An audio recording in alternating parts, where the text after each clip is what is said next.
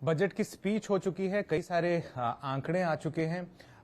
इन आंकड़ों का अब एनालिसिस हो रहा है और मुझे उम्मीद है कि सब लोग अपनी अपनी सैलरीज देख रहे हैं और ये कोशिश कर रहे हैं कि ये जाने कि उनके सैलरी स्लिप पे कितना इफेक्ट पड़ता है इन नई अनाउंसमेंट्स का।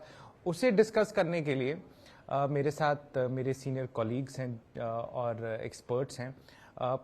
मैं सबसे पहले जोयता के पास जाऊंगा। जोयता पीटीआई में हमारी सीनियर कॉलीग है। जोयता, आपको क्या लगता है, क्या ये एक खुशखबरी है एक आम इंसान, एक मिडिल क्लास के लिए? एब्सोल्युटली, ये मिडिल क्लास के लिए, सैलरीड एम्प्लॉयज के लिए ये बजट बहुत ही खुशखबर लाई है। मिडिल क्लास के लिए स्पेशली बजट के लिए इट्स मोर लाइक अब की बार middle class, this is the theme of the budget.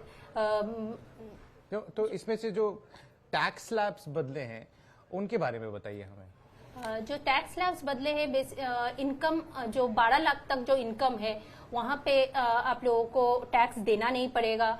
और अगर आप सैलरीड एम्प्लॉय है तो 12.75 लाख तक अगर आपका इनकम जाता है तो आपको टैक्स नहीं देना पड़ेगा। पर आपको ये याद रखना है कि कोई एग्जेम्पशन और डिडक्शन कैलकुलेट नहीं होता है ये 12 लाख और 12.75 लाख डिसाइड करने के लिए। मैं अपने दूसरे कॉलीग चंद्रशेखर जी के पास जाऊंगा जो हमको विस्तार में बताएंगे कि ये स्लैब्स क्या है और किस तरीके से ये आपकी सैलरी स्लिप पे एप्लीकेबल होगी। चंद्रशेखर जी, जैसे अभी आपको बताया गया कि जैसे 12 लाख तक है तो आपको कोई टैक्स नहीं देना है, लेकिन अगर आपकी इनकम 12 लाख से ज्यादा होती है और स्टैंडर्ड डिडक्शन जो सैलरीड एम्प्लॉय के लिए मिलता है वो 75,000 का है, अगर उससे भी ज्यादा अगर आपकी इनकम हो रही है तो आपको किस तरीके से टैक्स देना है, उसके लिए वित्त मंत्री ने नए टैक्स स्लैब की घोषणा करी है।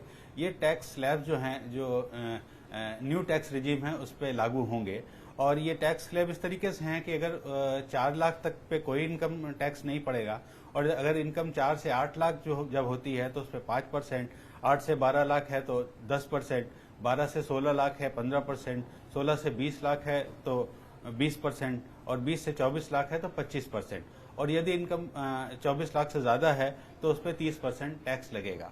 और इस चीज को देखने के लिए हमें एक चीज और देखनी पड़ेगी कि जो फाइनेंस मिनिस्टर हैं, वित्त मंत्री हैं, उन्होंने डायरेक्ट टैक्स पे करीब करीब 1 लाख करोड़ रुपए का सेक्रीफाइस किया है।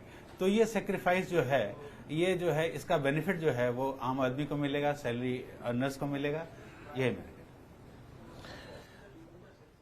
मैं अमित से रिक्वेस्ट करूंगा। अमित डिलॉयट में पार्टनर हैं, सब्जेक्ट मैटर एक्सपर्ट हैं, कि हमें इंस्टेंसेस के साथ बताएं कि अलग अलग सैलरी ब्रैकेट्स में कितनी सेविंग्स होने की उम्मीद है और क्या ये सिर्फ न्यू टैक्स रिजीम पे एप्लीकेबल है और ओल्ड टैक्स रिजीम पे बिल्कुल फर्क नहीं पड़ता है।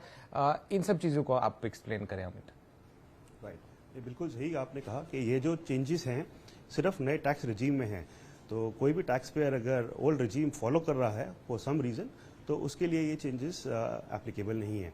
तो न्यू रिजीम में जो टैक्स पेयर्स हैं उनके लिए जो सेविंग्स इस बार वित्त मंत्री ने प्रदान करी है in the form of additional cash in the pocket, तो हमारे 12 लाख की जिसकी एनुअल इनकम है उनको तकरीबन 80,000 रुपए का additional cash in the pocket आएगा उनके पास, और जो 18 lakh salary annual income levels पे हैं उनको 70,000 के तकरीबन होगा, और 25 लाख एनुअल इनकम वालों के लिए 1,10,000 के करीबन सेविंग्स आएंगी। तो कहने का मतलब यह है कि अगर आप ओल्ड टैक्स रिजीम फॉलो कर रहे हैं तो आपकी जिंदगी पे कोई असर नहीं पड़ने वाला। अगर आप नई टैक्स रिजीम को फॉलो करते हैं या करने वाले हैं तो अगर आपकी सैलरी 12 लाख तक की है आपको कोई टैक्स नहीं पे करना है, और अगर आपकी सैलरी 12 लाख से 10 रुपये भी ज्यादा होती है या 12 लाख से कुछ रकम ज्यादा होती है तो कैलकुलेशन के बाद वो नए टैक्स स्लैब्स जो है वो अप्लाई होंगे और वो पूरे आपकी जो राशि है जो आपके सैलरी में आती होगी उस पर अप्लाई होगी।